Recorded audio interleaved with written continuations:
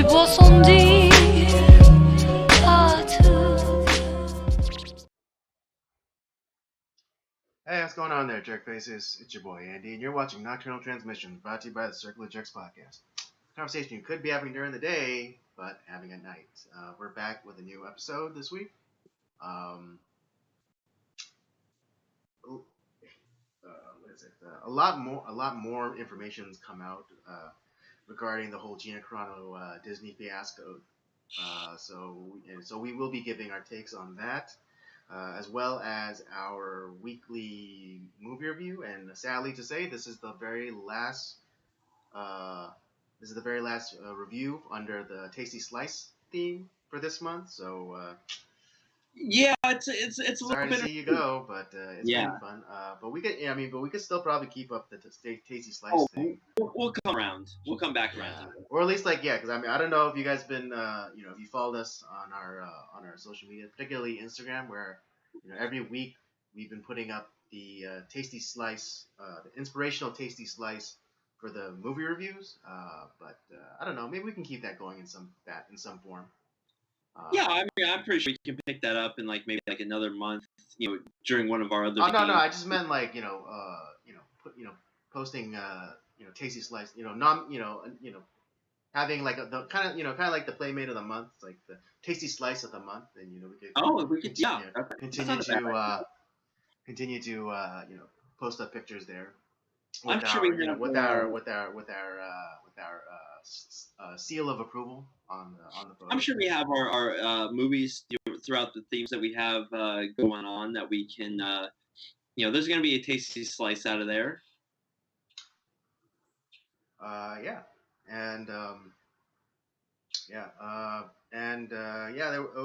might be a second topic of discussion, but haven't really nailed that one down yet, so that's to be determined. We'll work it out. It'll come through. We'll work it out as we go along, per usual, on this stream. But but before we get into all that, let's do a little catching up, because I actually haven't seen Rob in quite a while. I know it's kind of hard to believe, but most people think that we're attached at the hip, but which we are. But it's detachable though. It's detachable, Yeah. We can be detached. We can be attached, but it's also detachable. Sure. But Rob, how's it going on? What's going on? What's it's been going pretty good. We had recording on Saturday, which we did. Getting some more content together. So that was a lot of fun. Sunday, I ended up, just kind of, Joyce was working, and I ended up having to do some stuff around the house, so I did that. And then, I just been working the last couple of days. Even today, actually, today's not my day off, but I was working today, making some extra money, so that's always nice. And other than that, like I said, just been enjoying some movies. I saw a few that, you and Eric and a bunch of other, some other people that we know that have been on the podcast that are like, how have you not watched this movie? So I was like, you particularly, it's like, I think this last movie that you mentioned, or you told us about, like Good Will Hunting, is just like, I had never seen it. I didn't really know too much about what it's about, other than the fact that he's some savant, kind of poor savant almost. It's just not so much a savant, but he's just he's a genius. Because he wasn't it's not as though he only knew.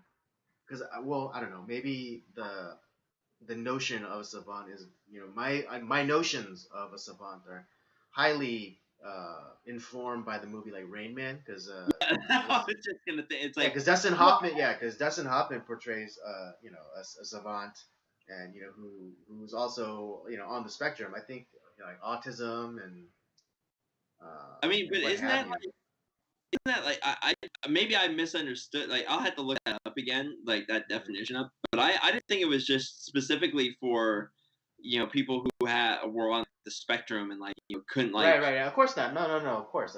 But. Look that up. Anyways, yeah. So I watched that movie finally. It was as brilliant as everyone has been saying it is for 22 years, or however long. It definitely, because like I'm sure I mean you know like all like the kind of like the memes with it, right? Like the whole like you like apples and. Oh yeah. It's like I know all the. Yeah, so you know all the memes, but you just don't know. You just haven't watched the movie yet. And I guess I can't be too hard on Rob because I mean I've never watched Game of Thrones. I mean, but I know like all the memes about Hodor and like the dragons and whatever, and nothing Jon Snow. I know I get all the memes. I've never watched the show. So just so people know, the definition of savant is a learned person, especially a distinguished scientist. So it's not specifically for Right, so you don't have to be like an antisocial retard to be a savant. Exactly. Okay. All right, fair enough. So I guess that's why yeah, I think in Rain Man they refer to him as an idiot savant. Yes, I would when I'm thinking that way, I would categorize it as that. Right, because again, everyone thinks, oh, he used idiot, such a negative word. It's like actually it's not, because the history of that word is very interesting because it actually categorizes a specific subset of sub-minimal intelligent people. Yeah. No, I just want, because I think a lot of people are like you, Andy. They would automatically put those two together, and in reality, savant it's a very neutral term. Okay. All right. Well, yeah. Well, I mean, if nothing else, you guys learned something tonight. The word of the day is savant. Well, I was telling when it comes to words and stuff like this, I think I was telling you on one of the episodes we were recording about like just how I find the dictionary very fascinating, and that the ones that we kind of like buy in a store are they're I mean there's some that are very large, but even then they're still condensed because the reality is words never actually get taken out of the dictionary. They get updated, or they make some addendums to words, or they add they're always constantly adding new words to the language. But the actual dictionary that like it's some like 23 volume set of like where it's just all the words that have been created in the English language, and honestly like just knowing that like they even exist, like, and someone like did this, they must have gone fucking insane. Just but yeah, I just find words and the English language very fascinating. No, it is. Yeah, it's incredibly fascinating. I mean, I think I've never like verified this, but someone who I know is kind of like a linguist agrees with me when I said that English is kind of like Latin vocabulary over German grammar. That's a very apt description, actually. Yeah, so it's like, yeah, and English is very, I mean, well, like modern English is vastly different from Old English, and Old English is vastly different from the precursor to that, and yeah, it's all very interesting. And I know it's we're getting a little esoteric here, but yeah. Well, speaking of that too, like, because I was watching one of the YouTube channels I watch. They were talking about like how far back could you go in history, and like still communicate. And in English. Like as far as English goes, and the reality is not very far, because you start going back to like the age of like just before like Shakespeare, because that's really about the cutoff point. Because Shakespeare really changed the English language. That's why it's like, where modern English really at its beginnings. Mm-hmm. But before that, anytime before that, like you're fucked, because it just wouldn't be. It's because that old English was kind of like this like weird, like Dutch, Scandinavian kind of Germanic sounding language. You wouldn't be able to recognize it initially. Right, because everyone, when they hear Old English, they think everyone talks like this, like with a highfalutin accent, with a highfalutin accent. But no, that's not it at all. It's like, I remember, I think on YouTube, you can actually look it up. There's a video of like someone, I don't know how they did it, but they were able to piece together what Old English would sound like, and it sounds like a completely different language. Oh, partly because it is. It really is, yeah. But yeah, it's just like I could not recognize. If someone said try to identify this language, I'm like, no idea. And that's only like 500-600 years ago. Yeah, well, because the time of Shakespeare from today, it's a little over 500 years. Yeah, so it just kind of crazy how just even like just that little bit of time and language is essentially completely different. Mm-hmm. And who knows, based off how language is going now, I can't imagine what 100 years from now is going to be like. I know. It's like what's it gonna sound like? What are the slangs gonna be? Because even now it's like some of the slang that young people are using. Like I have no idea. It's like because I'm not plugged into the youth culture too much, so it's like people I remember what is it? Kids say bet or cap, and it's like. And I know they're those are kind of affirmative words, but I only know it because I heard it and I looked it up, because kind of like an old man. But if you ask me to use those in a sentence, I was like, I in the proper context, I wouldn't be able to do it. No, I mean there's some stuff that my wife says, I'm like, what the hell is that? Then again, me, I'm a becoming a grouchy old man. So crotchety.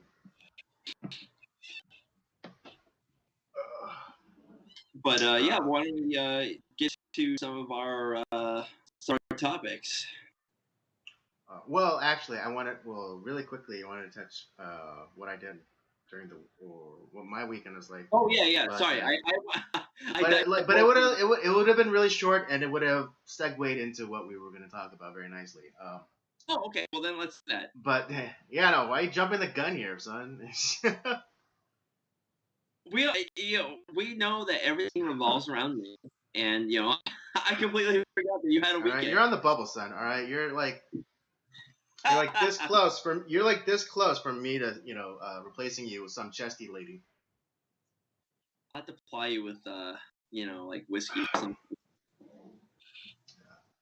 Yeah. Anyways, well, the only really thing I want to talk about was from my weekend was that my church has now finally started to have services indoors, which nice.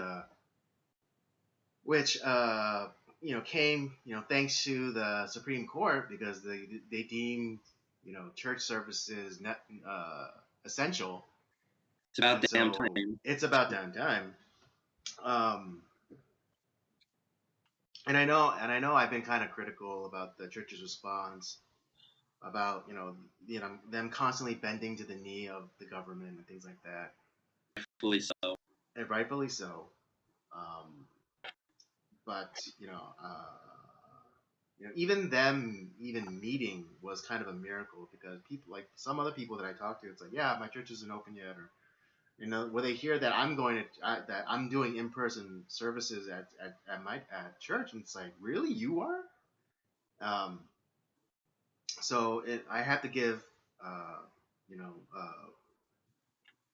my pastor and like the elders or like the deacons credit for even doing that much. I'll give them credit. Yeah. Because Because honestly, again, like my old church, they mm-hmm. just now are doing outdoor service. Oh, really? They've been meeting over a year. Wow, over a year. Wow. Yeah, like because I think they started like I think they were like a little bit ahead of the game, like I guess ahead of like all the things because they saw what was coming, and I think they like stopped doing services in January, and it went all wow. like Wow. So online. so they're literally a year because like my church didn't stop doing in person till about basically the first stay at home order back in March of last year. But like and the difference obviously between like your church and like where I came from, I mean like the campus size it's not even like comparable, like because the church I was at is very large. Mm-hmm. Even you could have done the whole social distancing thing, like you could have kind of had like services like okay, like this is having maybe we had the staff, we had the facilities to do kind of like hey we're gonna be doing like services for this time, and then like kind of implement your own measures and policies and whatnot. Right, and you could have been on the forefront and probably not closed, but instead like they chose to do none of that, and they're just now having like an outdoor service, which is, to me is like okay. So like I said, I your church obviously is a much smaller community, which is great. There's nothing wrong with that, but like even now, like there's like okay, well we're gonna go inside now. It's so that's right. Yeah, I mean, even with like our limited resources, because I've been to your church. It's and I don't think it'd be too modest to say, but the campus of that church is sprawling. The word I use is sprawling. There's nothing wrong with it either. No, of course not. No, and then because again, like this is the church that I grew up in. I've known everyone's like practically my whole entire life. I grew up with them. Maybe not even just like chronologically, but it's just like my pastor right now is the pastor that I had back when I was in junior high. Wow. Okay. Yeah. So I mean, it's like it literally is like that's your church. That's your that's my church. I grew up in it, and I grew with the church. Right. And so I had some disagreements with the way they approach things. Yeah. But I did give them credit for when they started doing outdoor services and whatnot, and I made my peace with like wearing because they asked that all people all participants who come to wear a mask, even though they should have said like if you're feeling sick just don't come. But that's a small place that I'm willing to, that's a small issue that I'm willing to give on, because again it's not as though the government is asking me, it's my brother or sister in Christ who's asking me to put on a mask. And so and you can call it a rationalization if you want, but because I know that it is, but but I can live with that rationalization. Like that, there's a difference between a faceless bureaucratic government just saying pretty much like telling you to do something and you're not you can't question it, as opposed to someone that you grew up with, that you have a strong bond with, especially when it comes to the Christian community, and someone that is like, hey, let's let's all like do this, not just for like for the sake of our community, not because it's someone's telling us to do that, but just because like in a way it's the idea of yes, we have liberty, we have freedom, but there are other people who are in that community who are worried. They listening to what's going on in the news. Maybe they're watching the wrong news content, but but other than that, but in reality, they're fearful, and so we as mature believers exercise some caution, and we give up some of our liberties to our brothers and sisters so that they don't stumble, so they don't stop gathering together and meeting. Right. And so yeah, if you guys don't know, California has now is going along with the decision of the Supreme Court where church services or religious services are deemed essential. And of course that they had to put on tack on regulations because the government, but it's 25% of the total body, or less than or about 100 people, whichever is the smallest. Oh, Lord. I have a feeling that unless something like where the people just say no more, mm-hmm. I don't see that going away like that. Yeah, no, exactly, because I mean, just think about it, like just a year ago, we did, and we gathered, and we did as we pleased, right? And now like whenever like the it's literally it's that parable that or I don't know, like the lesson that Jesus gave about about the dogs, even the dogs eating from getting the scraps from the master. Yeah. It's... Andy, I have a feeling that they're not.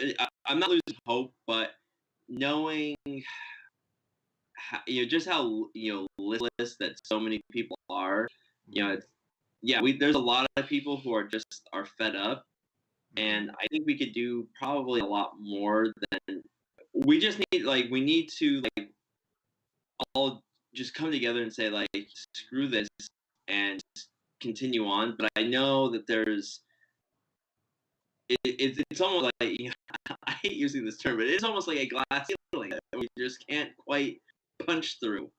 Yeah, I know. No, but it's ridiculous because now that whatever little scraps we get from the government, it's thank you so much, government. Oh, thank you for I refuse. It's like the prisoner who thanks the guard for letting him pee.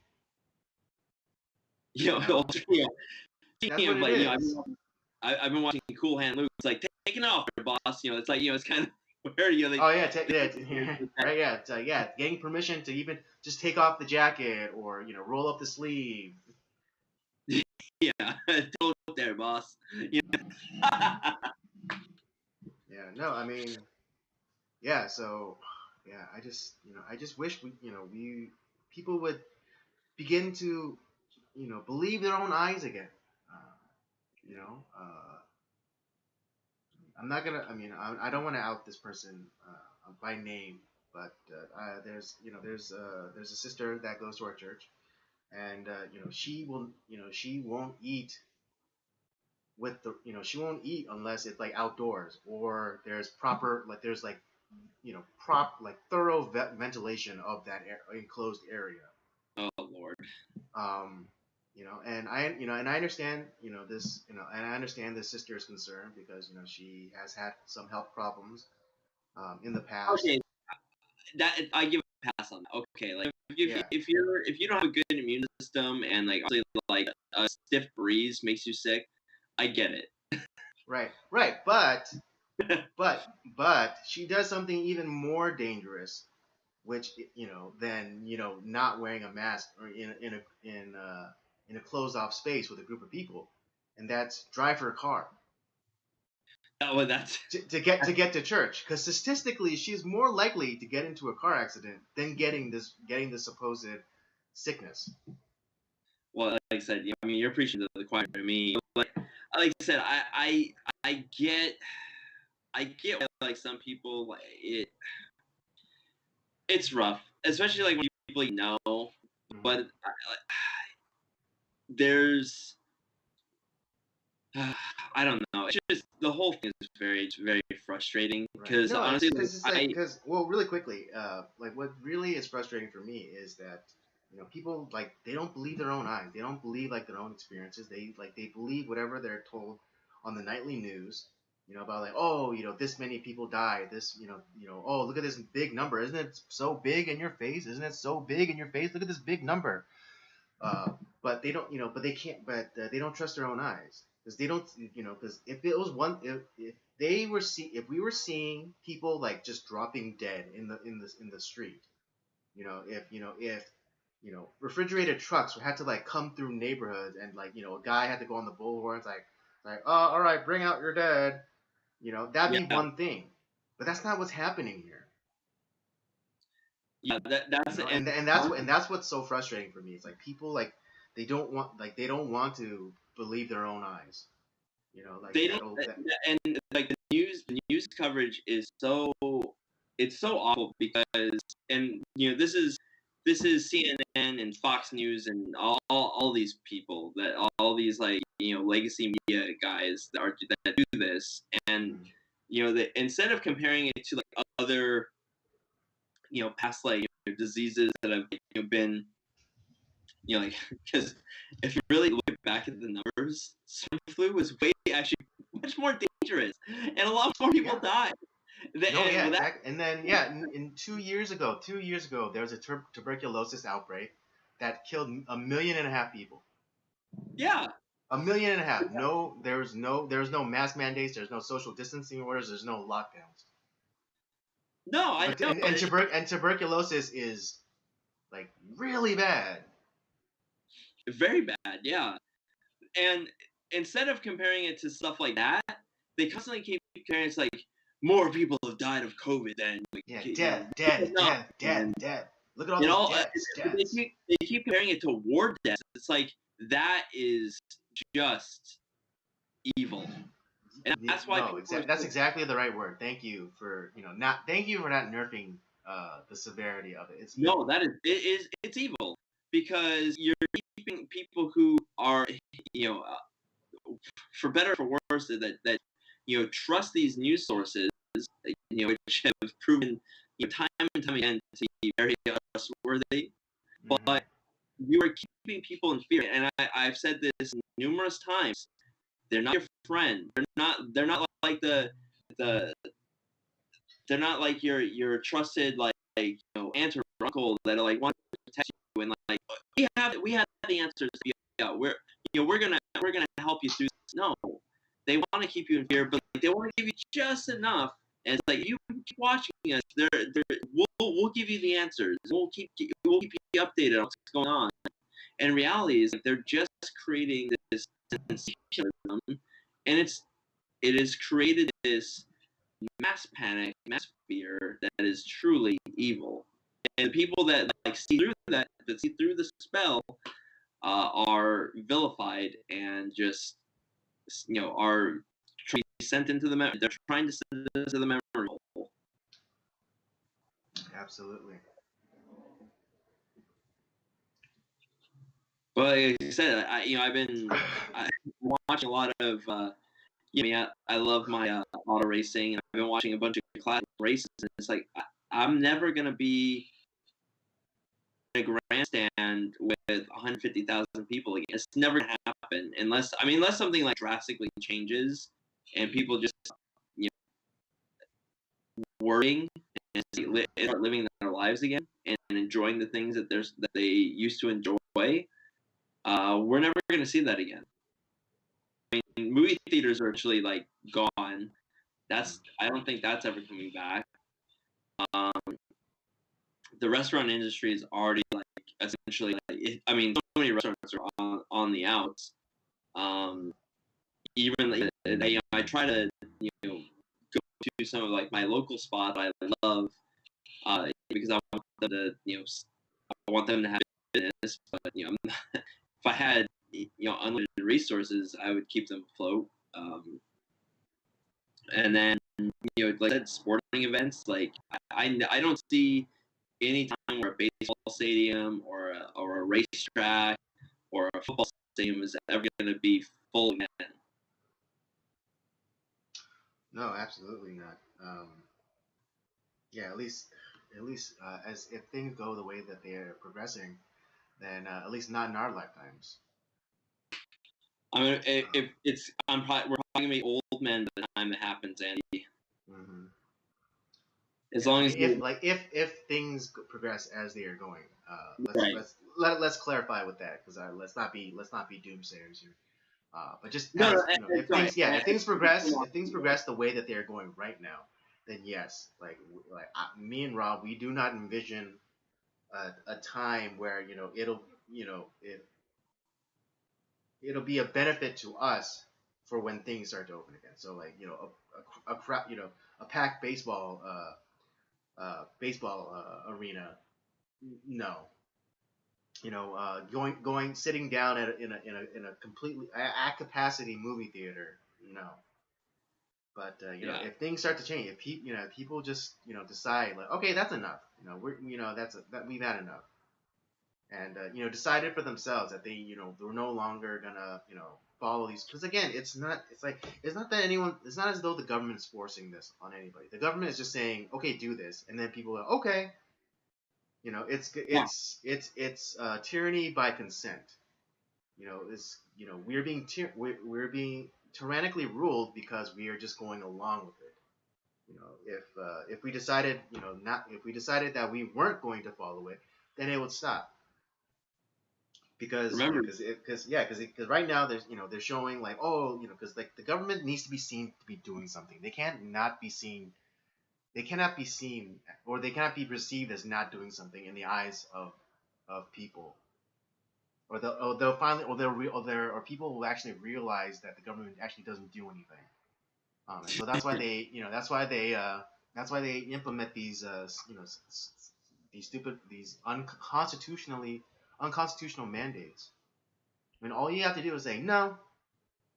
Don't be a dick about it. Don't be like, one of those people who like erupt at people. Just go, no, thank you. Do it with a smile. That's a lot of time. That's how I get away with it sometimes. I just go, oh, no, thank you. It's like, thank you for your concern, though. Yeah, bingo. Don't be like a raving lunatic, and kind of creating a huge panic. Let the other person like melt down. Yeah, exactly. And sometimes I will have to cite law, like I was like, oh, it's under California law section 51, you can't do this, or I come up, I just say like, oh, I have a condition that exempts me from wearing a mask. No, I don't have to tell you what it is. Via the HIPAA, the Health Insurance Portability Accountability Act of 1996, or the American with Disabilities Act of 1991. So federal law, leave me alone. Yeah, exactly. And again, with a smile, and I always like end it with like, oh, but thank you for your concern. Yeah. Because you see, because kind of like with the whole thing of January 6th and the Capitol, I don't know, I don't even want to call it insurrection, but the Capitol incident, because what they're looking for is footage to be able to point to and say like, oh, see, that's the bad guy. And that's what those videos of those people flipping out on people that are wearing masks or whatever. That's the fuel that keeps the whole thing going. Yeah. So you see the videos of the guy flipping out on the person, or the person's wearing masks and calling them sheeple, or open your eyes, like lemmings, open your eyes. You see that, it's like, oh, that guy's a crazy person. But if you see a video of a guy just going about his day with a smile on his face and just being civil, you're just like, oh, it's like no, it's okay. Thank you for your concern, though. Yeah, you have a nice day now. There's no way. It's like then the other person is just like hounding that person. Then the person doing the hounding looks like a crazy person. And that's how you win. That's as simple as that. That's how you win. Yeah. Once they start spouting like foaming at the mouth and calling you racist or science denier, you've already won the battle. Exactly. Science with a capital S and then trademark it. Science TM. Science TM. Yeah. Dr. Fauci science. Yeah. But anyway, yeah. But kind of going off a little bit on the rabbit hole, but to tie it into like the whole church thing,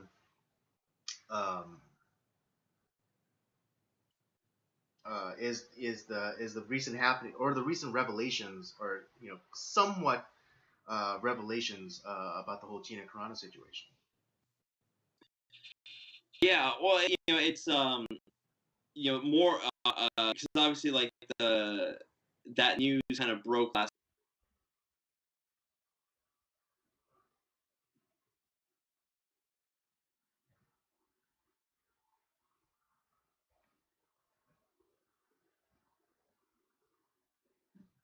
Mm-hmm.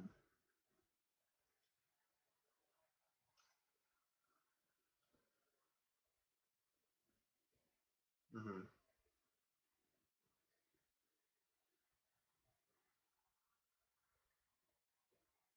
Mm-hmm.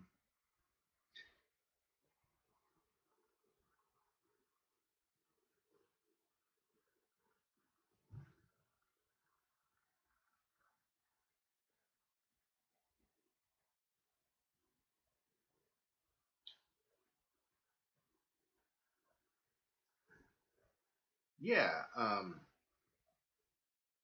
Right. And yeah, it's like, and it's hilarious. It's hilarious that they think that was it Gavin Newsom? I mean, not Gavin Newsom.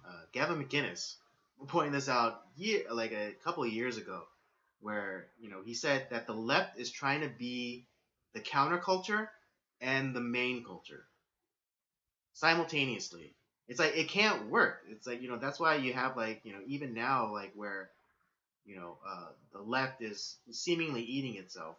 When they started attacking each other, it's like, oh, like well, they even started like attacking women for like for not having the right opinion on certain, like a la Gina Carano, like for not having the right opinions.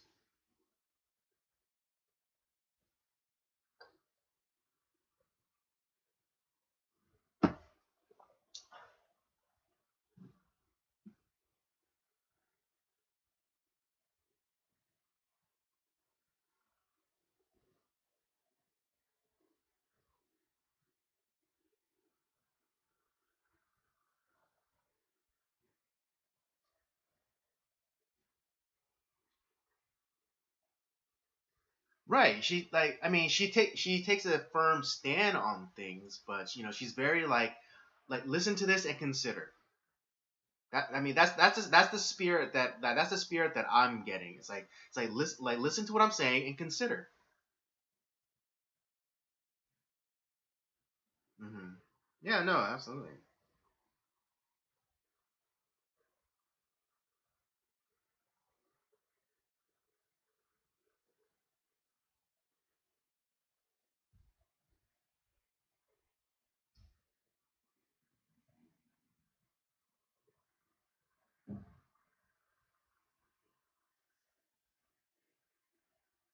Hmm.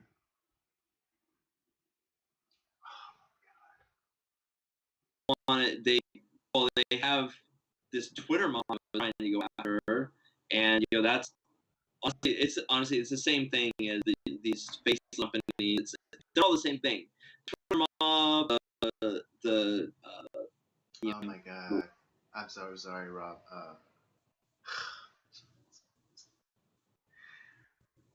I thought I had unmuted your mic, but this entire time you're muted. Oh Lord, how long? Uh, like at least 30 minutes. I thought I had unmuted your mic. I'm sorry. But hopefully my responses gave enough context to what we're talking about. Ah, lordy, lordy, lordy. Uh, am I unmuted now, Andy? Yes, no, yeah, you're unmuted. Ah, jeez. Oh my god, I can't believe that. I could have Right. sworn I unmuted your mic. I really did. Oh Jesus. Andy, I forgive you. I'm pretty sure it's just like, you know, it's like a mime show, you know. It's like, you see me. Yeah, and again, hopefully my responses to like what you were saying, like, kind of backfilled, you know, whatever people like might not have gotten. Jesus. I think Andy was secretly mad at me. He just didn't want to hear he didn't want people to hear what I had to say. I think he's canceling me. I know. I'm totally canceling you. Well, anyways, like, speaking of Gina Carano's situation, like I said, more stuff has developed in that situation. You know, she's come out and, you know, kind of spoken like what she was subject to, which is honestly, it's evil. I mean, it is we hear about like stuff from the history, you know, that happened in the Soviet Union and in like even in Maoist China. Yeah, where it's like these stroll sessions and like you're pretty much like stuck in the middle with the you're subjected to, like, you know, and it's like it's a lot of, and it's also very like occult like stuff too, because like a lot of people, I forget which cults, but probably all of them, but you know, they always the cults always have described this session where, you know, you're sat down in the middle of a group of circle of people, and they're just constantly, you know, berating you and you know, shouting out, you know, obscenities, or, you know, just defaming you, like, oh, you're a moron, you're never amount to anything, you're a piece of shit, and da da da da. Wow, you got me like nailed. yeah, right. Yeah. I mean, unless you're Homer Simpson, you're immune to that. Yeah, only if you're only Homer Simpson are you immune to that. It's like, oh, you stink too. It's like, wait a minute. It's like, yep, you know, right again. You nailed it. Yeah, you nailed it. But yeah, it's you know, it's cult tactics too. But yeah, like Gina Carano described a scenario where, you know, they wanted her to talk to like 40 people, you know, on a Zoom call, you know, and it's like 40 people. Like, what? Why? Like, how do you even talk to that many people? It's like all you can do is like lay your side of the story out, and then, you know, and then just get yelled at, you know, then basically the entire time. I choose no. Yeah, right. And it's crazy because like her, what is it? Her management company or whatever has an LGBT division. Oh Lord. Like there's like an entire division so you could like navigate, you know, through like the LGBT community, or that sounds just like, you know, that just sounds like the worst thing ever. Yeah, it sounds like, you know, people that like they had useless degrees and they created a job for themselves, and they're it's not just because like, oh well, you know, that's, you know, we need a division that does this because there's a lot of it happening. No, it's like they're creating shit out of nowhere. Right. Yes, because the gay lobby has become so powerful that, you know, that they had to create an entire, you know, flack division in management companies to deal with it. Well, and you know, I just, you know, I can imagine there being something similar to that, you know, back when, you know, when Christianity still carried some weight, in society, and, you know, maybe someone had, you know, was caught, you know, having an affair, or maybe, you know, a big star like, you know, had an affair and impregnated a girl out of wedlock or whatever, and, you know, they had to craft some sort of you know, apology, or, you know, make, you know, or a statement or something. So I can imagine something similar to like that the idea of an LGBT wing for, like, you know, back when, you know, Christian, you know, when Christian morality and values were still somewhat valued. Yeah, well, even she was saying is like there were some people that like who really did take it, like they took some offense, or like, you know, she explained the situation to them. It's like, oh, I've never heard you actually like talk. That actually sounds reasonable. And like they even like went, of the some of the LGBT people, and like they went to her defense to Disney, and they weren't hearing any of it. It's just like, wow. Right. Yeah. Yeah. It's like it didn't matter, like because Disney like already decided to pick the path of least resistance. Yeah. And decided to basically offer Gina Carano up as like a sacrifice to these evil godless people, and just like, oh, okay, like it's like, please, let us keep our billions, we'll give you Gina Carano, just let us keep our billions. And just like Andy and I, we're not crying tears over Gina Carano. She's gonna be just fine. She she's already like essentially bounced back. She's become more right, popular. Yeah. I mean that, and again, that's why I titled this section strike, if you strike me down, because and that's how I said this to Robert before we started recording, but that's how that Kathleen Kennedy is not a Star Wars fan. It's because she doesn't know her history. She doesn't know the mythology. Because if she knew that, if she was a Star Wars fan, she would know that what she would do to Gina Carano would only make her more powerful. Yeah, it's just like I said, she's gonna be just fine. But like I said, I talked about this last week, how if we're not careful, like I said, we're gonna end up our government, or social betters, or faceless bureaucrats that they're anyone that like dissents in any sort of way, you're getting thrown in the box. You're getting thrown in some Manzanar like internment camp, and they're gonna take your liberty. Well, I mean they're already doing it, but like they're gonna take your liberty. They're gonna take your property. They're gonna do whatever it is to just throw you down the memory hole, and you'll have no recourse.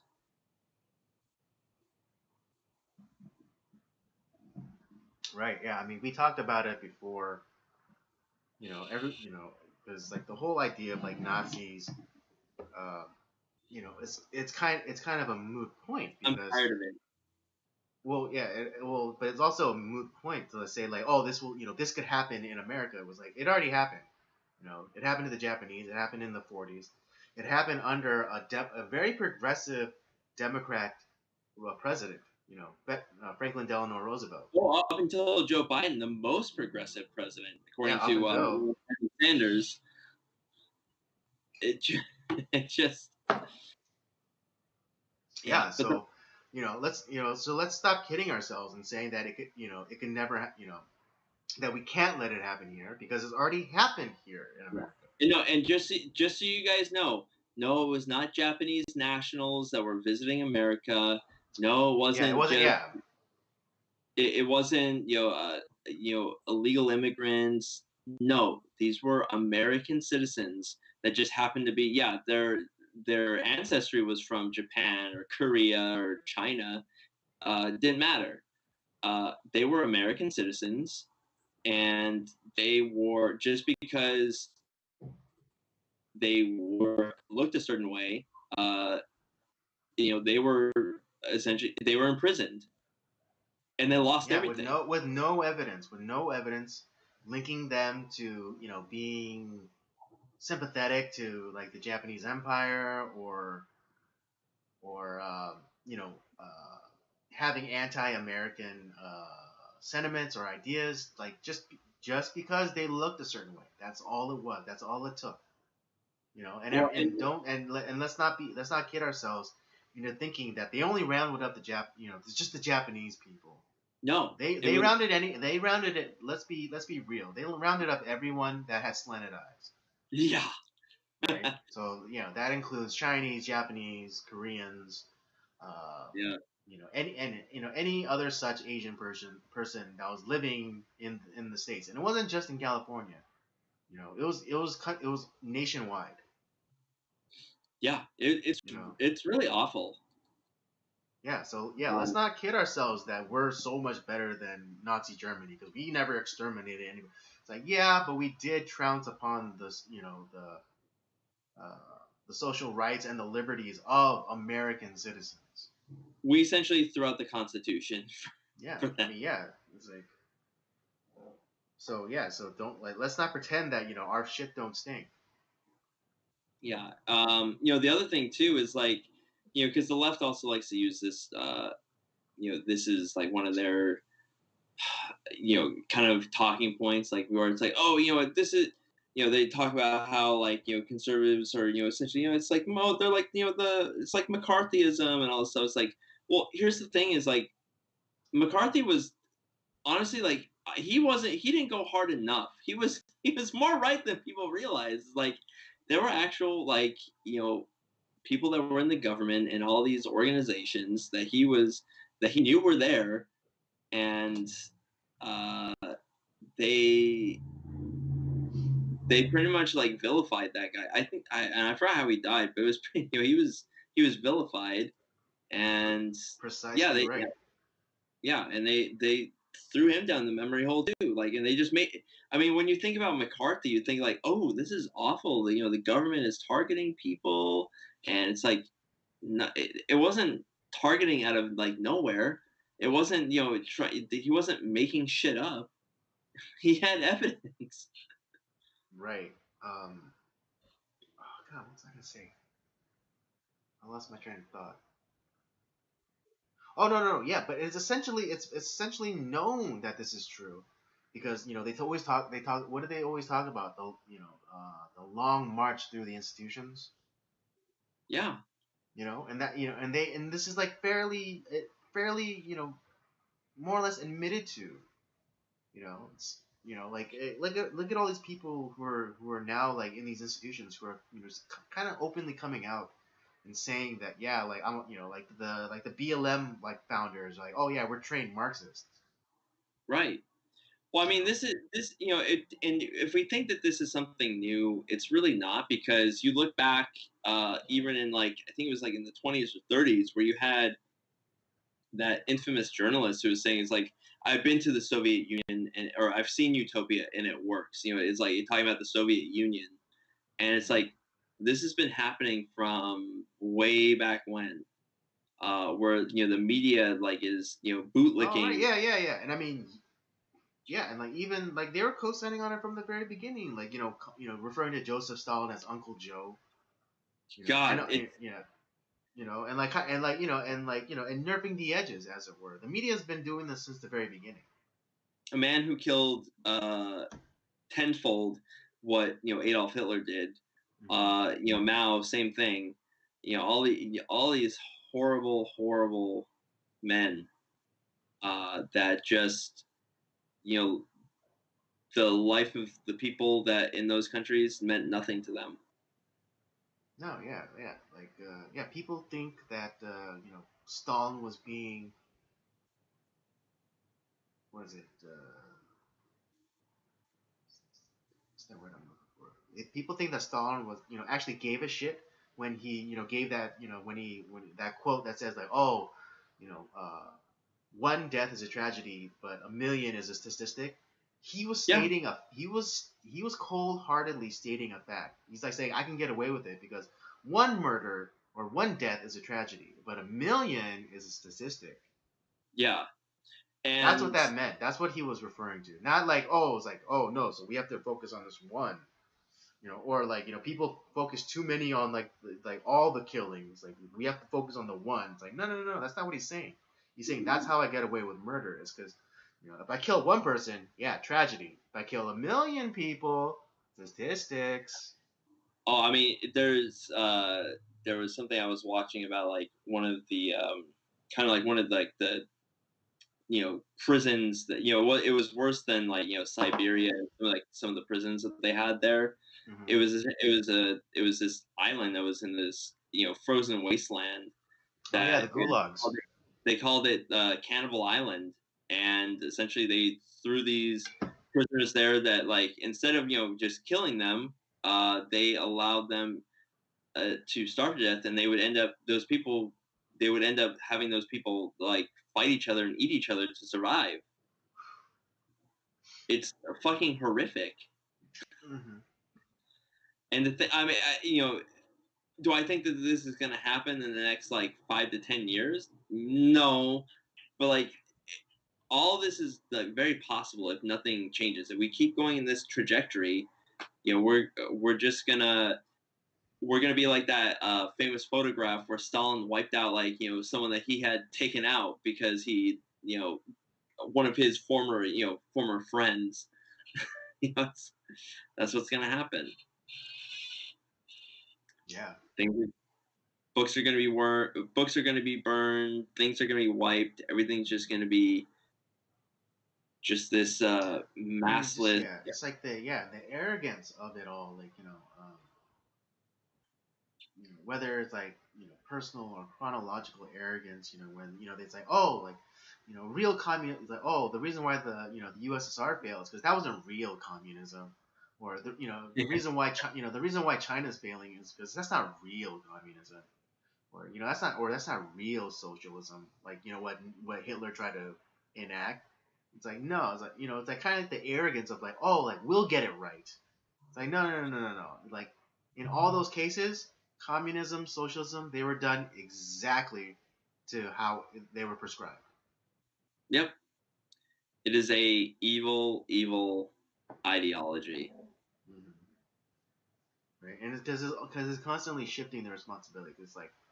It's not like it's like, oh, like yeah, the people who have much should share their share what they have. It's like, all right, well then does that include, like, say like you're a middle class citizen who you make more than a poor person, so that that means you too, right? Because you make more than you have more than a poor person, so that means we can take your shit and then give it to the poor person, right? Yeah, it's just uh,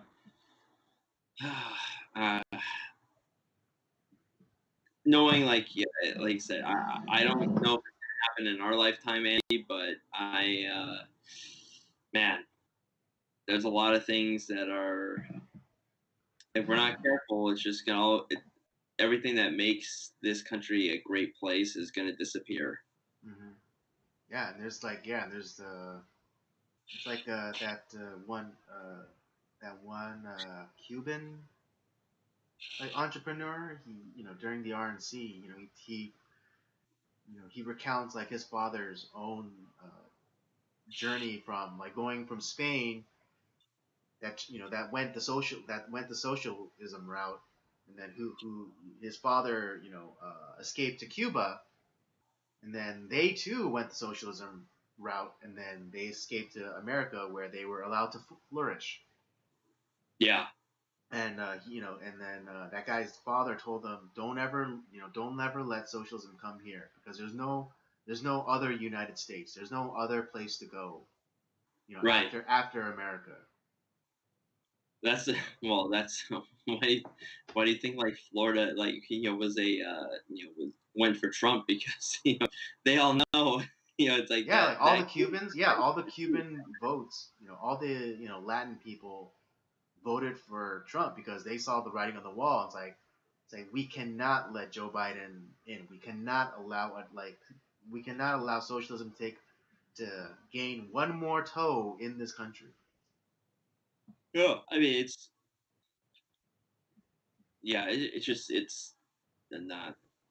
I don't know. I really do worry about the direction that things are going, just with all the tech censor, the tech stuff, the way the government is going, the way the media, is bootlicks all those things, and it's all the same like faceless massive blob. Although I'm a little more hopeful, because I mean moves like Gina Carano, signing that deal with Ben Shapiro, or even like kind of like the alt tech platforms that are springing up like weeds because of the because of the gross like overstretch of the big three or four, Google, Facebook, Twitter, um, and what have you, like just because like or an Apple, because they're because because of they're becoming so big and powerful that like it's only natural that these small that these upstarts come up, and the fact that they're popping up is a good sign, and I think Oh, yeah, it's a sign of hope. yeah. I'm not like hopeless. Obviously I do. Right. I just Yeah, no, I know. You're voicing the concerns. You're calling the giant for what it is. It's a giant. yeah. And of course, It's one of yeah, those things where like I can't take it on by myself, right. and no individual can take it on by themselves. That we have to gather together as a group, and because I do feel like we outnumber them. Maybe we don't have the same amount of power, but we outnumber these people. Oh yeah, And yeah. I mean, like with the whole mask things, like if people just like if even 30% of people just stop wearing masks, then the mandates would be gone. yeah, They would just be outright gone because the government cannot be allowed to be seen as not having control over the situation. So like right, 30% of the population decided, oh, no more masks, then they would immediately come out and like say like, oh, the numbers of we're getting a handle on things, the numbers are going down, so we can take away the mandate now. It's like no, yeah, you only did that. That's why they only institute the mandate after the first 2 weeks to see if people will go along with it. yeah, And they did, because I remember back when it was still not a mandate, when it was still voluntary. I went into a supermarket and I was literally the only one without a mask on. yeah. Same here. I mean, I fought it tooth and nail until the last second. Yeah, and so that's the reason why they didn't mandate it right away, because they're like, oh, I don't know how people are gonna feel about this. We don't know how many people are gonna go along with it. That's why they waited the 2 weeks before they mandated it, because they wanted to know that they had the support before they implemented it. Yeah, But again, like I if said, 30% of people just decided no more, then the mandates will be gone tomorrow. yeah. Uh, Just kind of we'll see what happens. This is going to be well, an I mean, but interesting. yeah, I mean, but I know you wanted to. I think you wanted to. What is it? Well, there was something else. Give the I guess the Christian perspective, because there's people I think you saw that were chiming in on Yeah, this. I mean, it's not necessarily about like the mask and all that stuff, but the whole No, cancel yeah, culture. but the whole Gina Carano thing, yeah.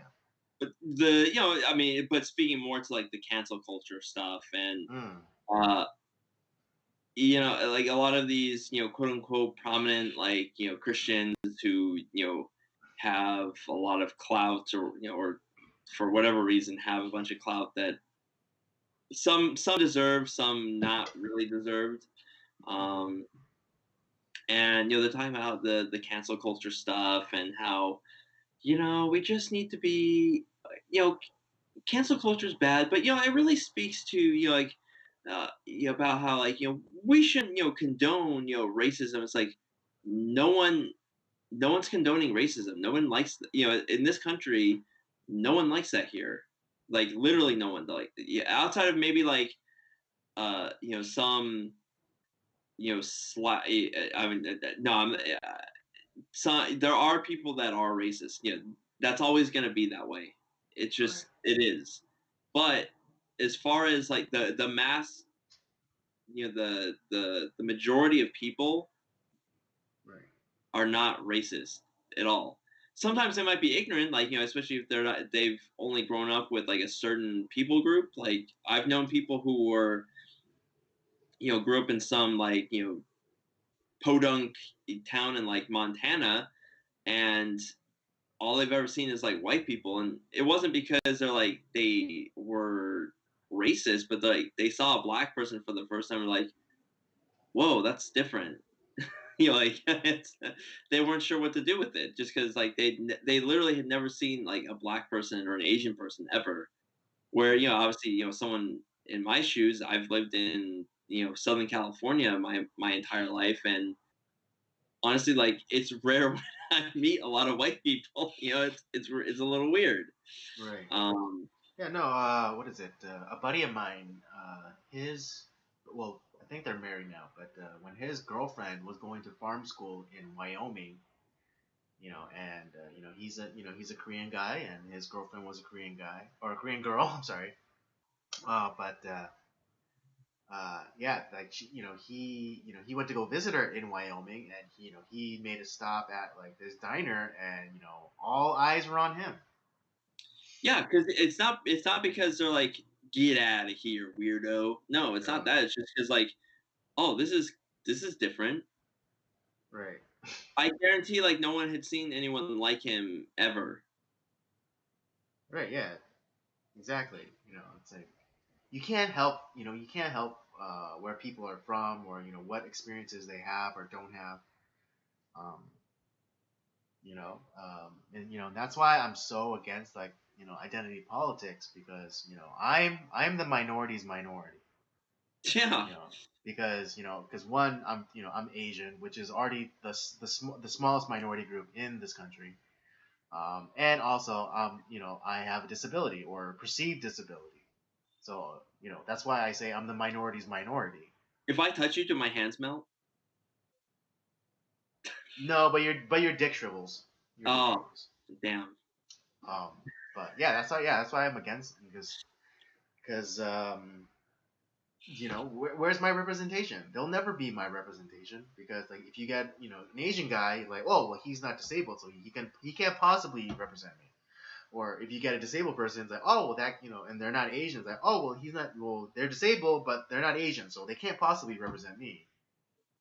Right. So But it's like, and then, like, let's say you get a Asian disabled woman who's like, oh well, she's not a man, so she can't possibly represent me. right. So that's Well, yeah. So that's the idiocy of identity politics. yeah, and the fact that it's like the way that, like, a lot of these articles are being written, it's not condemning the evil of cancel culture, because it is evil. I mean, you're essentially, like, you're ruining a person's life. It's especially with, like, all these people that, I mean, it's getting to the point where, like, their banks are, like, closing their, like, accounts, or, like, and essentially, like, they can't access their money. That's Right. how Yeah. crazy.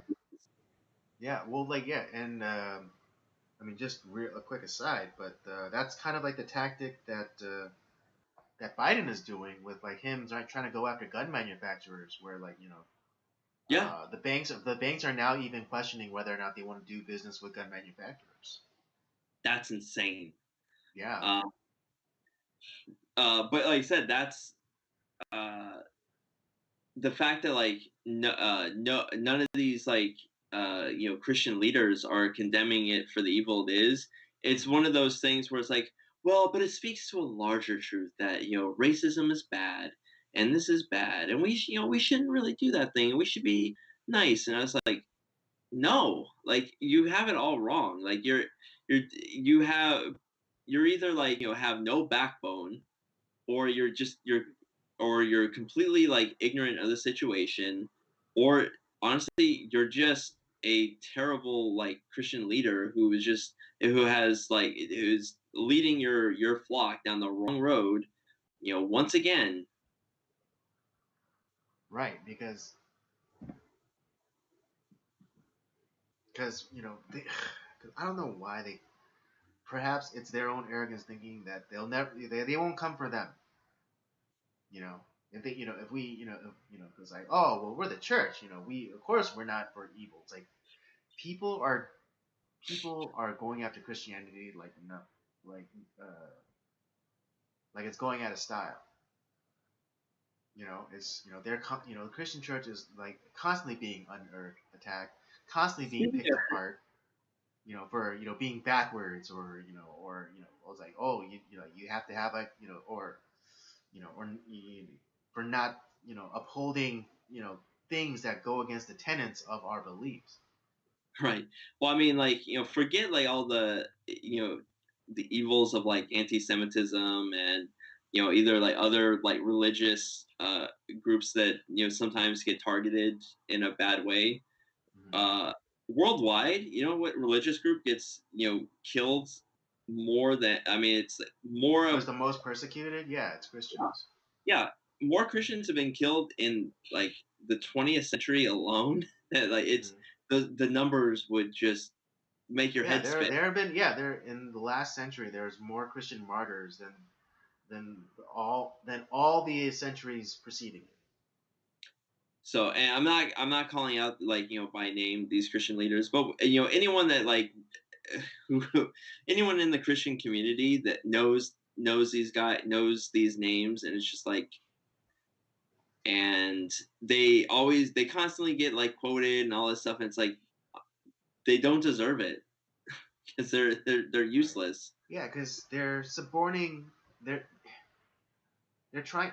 Here's the thing: they're supporting little evils, thinking that they could then go and attack big evils. But it's like if you are suborning little evils, then you are still suborning evil. They're trying to go along to get along. They're doing the exact opposite of like what Christ commands us. Like honestly, like you can't avoid people hating you. It's just gonna happen. Just because people hated Christ, like they wanted him dead. Right? Yeah. I mean, oddly enough, Jesus said himself, I did not come to bring peace. I came to bring war." And whether and I don't necessarily think he meant like a kinetic war where you have two sides and you have two armies and you fight against each other. But what he meant was what I think he meant was discourse. Yeah, He did not come to bring appeasement, but he came to bring discourse. yeah, yeah. Well, he brought that. That's for damn sure. Yeah. And so yeah, and this, again, kind of going back to like my experience with my own church, like with like mass and things, it's like you know we're the Christian church is called to be countercultural. But how are we countercultural by wearing masks? The masks are masks. I'll tell you what the masks are. The masks are a symbol of fear. It's like fear the world, fear the air that you breathe, fear your neighbor. That's what those masks symbolize. Fear. Again, basically fear of everything around you and everyone around you. It's like, but like, how are we then going to be countercultural? How are we then going to stand up and say, oh yeah, we're going to be countercultural? Like, well, you're buying into the current culture of fear. And so yeah, Yeah, that's one of my problems with the church these days. I've always had like my struggles with church. My faith is as solid as it's ever been, Mm-hmm. but sometimes like with church, I'm always like a little. It's been a very interesting relationship. I'll just say that. Mm-hmm. Yeah, it really is. Yeah, and I mean, and I'm not, and I'm not so dead or heartless where I won't consider someone's experience because there's people who in at church who've gotten sick, who've gotten the Rona, Yeah, right? And even and I've again, never said it doesn't exist. I'm not saying right? Yeah, that. and even yeah, and I mean, but it's like, but then I again not to be throwing anyone under the bus or or uh, I'm not saying these are bad people, but but they'll I know that they'll use those their experience to be like, oh well, we got it, so it's like, so we have to be careful. It's like, yes, we can be careful, but we don't but requiring everyone to wear masks is not the way to go. It's like, if you feel sick, then do the smart thing and just stay home. you know and Yeah, and like that's why I think that they came up with the idea of asymptomatic spread, which has they still haven't shown us the proof that that's even a thing. You Yeah, know, and they're the trying whole to idea of asymptomatic spread was to make people afraid of each other. It's like, oh, you might have it without even knowing that you have it. It's like they're trying if I'm they're sick, trying you know, I think I know if I'm sick. yeah, they're trying to turn us all into Typhoid Mary. Hmm. But yeah, it's yeah,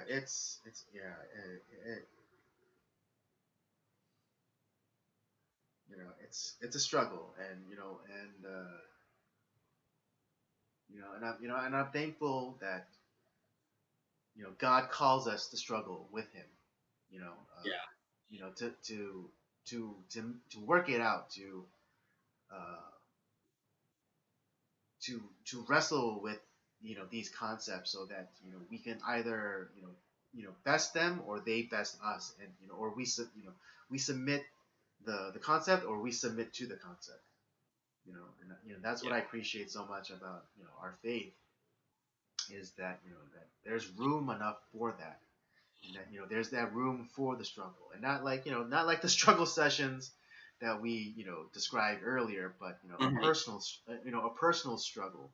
You're wrestling with things. Yes, yes, yes. The personal wrestling that should go on with everyone who who proclaims the salvation of Jesus Christ. They should be struggling with it. They should, and it, not even just like things like the big things are like if Jesus was God, or Jesus was able to Jesus rose again, but like also the little things, even like the horizontal issues, dealing with your fellow believer, your fellow man, because yeah, those things too, that you are those things are also the things that you should reconcile and ultimately make part of your faith. Yeah. Um, but yeah, I saw like a lot of these articles. So it really, and I wouldn't say upset me, but I was very disappointed.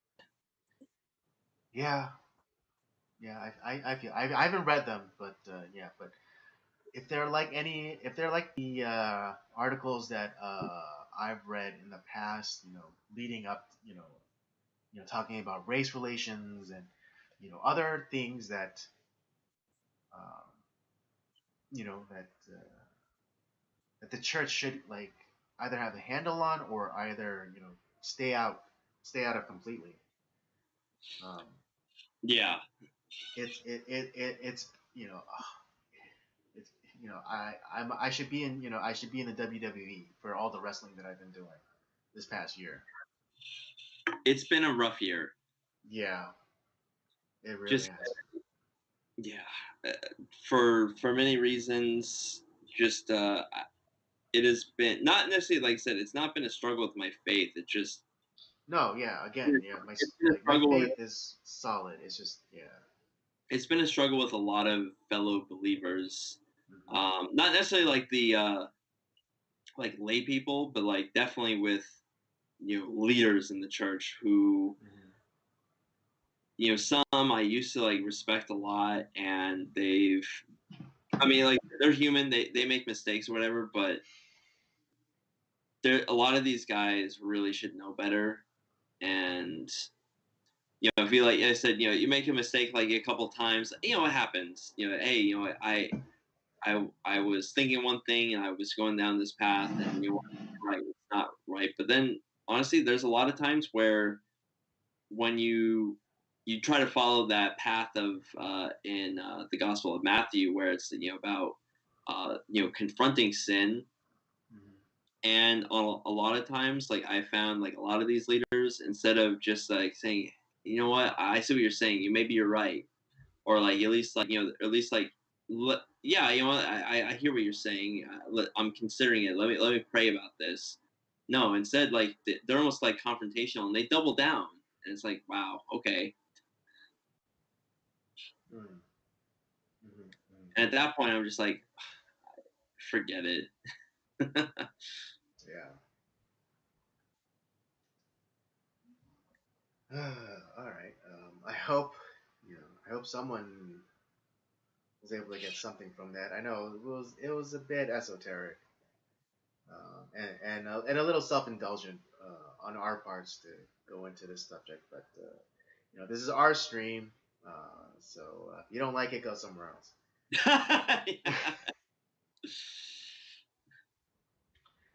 But anyways, I think we've all, I think that's all that we have to say on that matter. I'm good. I need I got it out of my system. Right. We've achieved catharsis. Yeah. I'm ready for some fun. Yeah, absolutely. So yeah, let's get into the movie review for this week. And again, it is the last movie in the theme of for this month, which is Tasty Slice. Yep, it's the last Tasty Slice month review. Last movie in the Tasty Slice month, and the Tasty Slice for this month. I mean, arguably there's quite a few, Tasty Slices in this movie, but we gave the special distinction of the title of Tasty Slice to Jessica Alba. Oh yes. And oh yes, is it deserved? Is it deserved? She honestly, because she's in her 40s now, I think, and she still looks good. She looks fantastic. Yeah, I mean, she's a mom. She had kids, and yeah, she's kind of stepped away from acting. We'll talk about some of the this movie. I have a lot of thoughts on this movie. Okay. All right, well, let me give everyone the lowdown before we get started. In this quartet of neo-noir tales, a mysterious salesman narrates a tragic story of codependency while a muscle-bound vigilante tears his way through the criminal underworld in search of his lost love. In another part of the city, a grizzled cop foils the ambitions of a child killer, and an ex-prostitute evades her ex-pimp with the help of her new boyfriend, Dwight.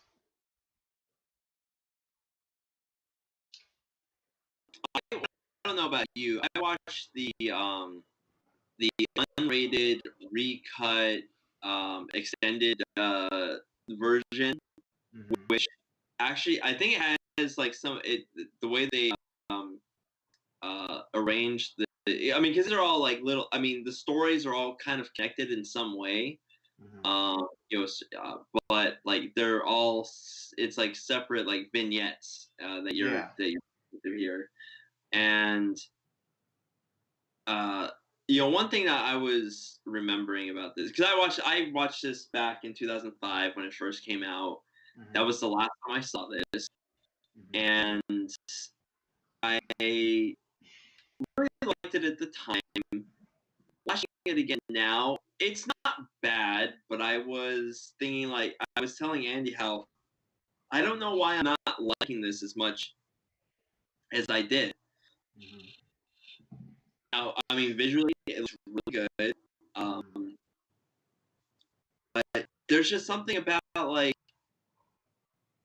there was just something about it, like, wow, I found myself not enjoying it like I had, had remembered.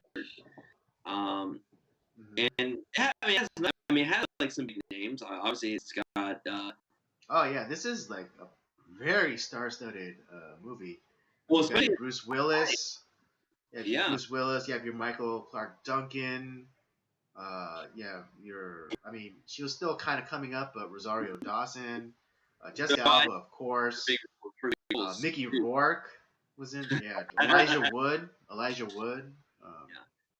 Well, at the time, these were like the big, like either already established big stars, or the big like up and coming stars. And some name I would say, well, obviously Brittany Murphy is since passed on. Benicio del Toro, Clark Duncan too. Michael Clark Duncan, he's dead too.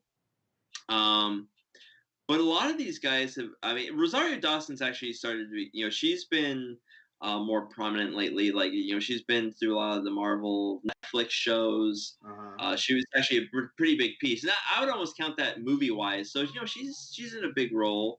I Now mean, yeah, she's she was like, yeah, she was in Alexander, that Alexander the Great right, yeah. movie by Oliver Stone. Now she's Ahsoka Tano in the Mandalorian series, and I think she's getting her own show too, which is that'll be. I think I'm looking forward to that actually. Yeah.